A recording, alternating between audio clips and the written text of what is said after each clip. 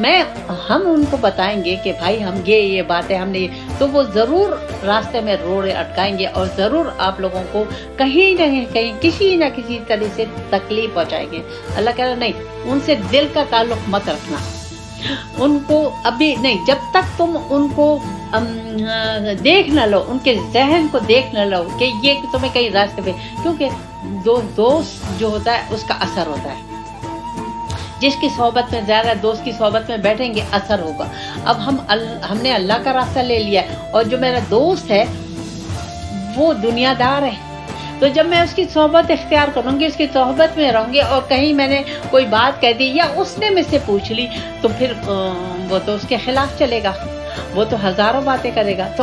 ابھی تو ہم پختہ ہوئے نہیں ہیں، ابھی تو ہم اس راستے پہ چل رہے، ہم نے لیا، ہم سمجھنے کی کوشش کر رہے، تو بہتر ہے کہ ہم ایسے لوگوں سے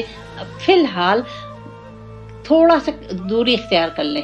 صحبت اللہ والوں کے لیے ہے تو اللہ والوں ہی کی صحبت میں رہیں، ابھی دنیا دار کی صحبت میں نہیں جائیں۔ کیوں کہ دنیا سامنے ہے، وہ رنگین ہے، سب کچھ سامنے ہے، وہ کہیں ہم پہ اثر انداز نہ ہو جائے، تو بہتر ہے کہ ہم زیادہ اللہ والوں کے ساتھ رہیں، نہ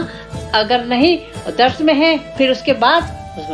تنہائی میں رہیں، اللہ سے کنیکشن کریں، اللہ کے متعلق سوچیں، اللہ رسول پاک صلی اللہ علیہ وسلم کے اور اس قرآن کو جو ہم نے سیکھا ہے، جو سنا ہے، اس پہ غور و فکر اور تدبر کریں تاکہ اس کو ہم لے لیں،